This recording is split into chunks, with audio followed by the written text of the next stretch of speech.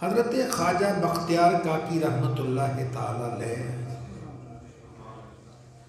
आपने दिल्ली में कमरे बनाए थे, छोटे छोटे कमरे,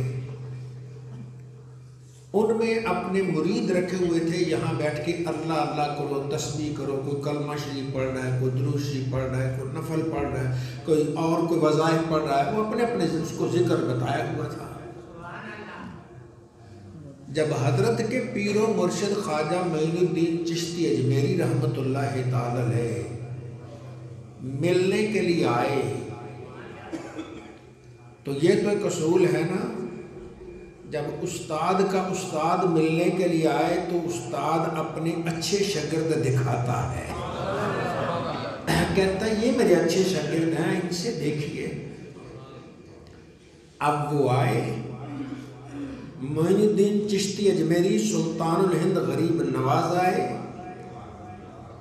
दिल्ली में ख्वाजा बख्तियार काकी के पास आए। उनने हुजरे दिखाए, हजरत ये देखिए ये छोटे छोटे हुजरे हैं, इसमें इरादतमंद अल्लाह अल्लाह कर रहे हैं।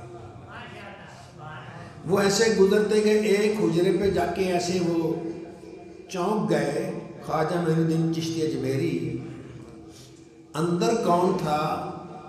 अंदर बाबा फरीदुद्दीन मसूद गंज शकर भी मंजिलें तय कर रहे थे। वो कहने लगे, ओ बख्तियार कुतब, तूने किस शहबाज को काबू किया है, इसकी सिदरा से नीचे परवाज है ही नहीं।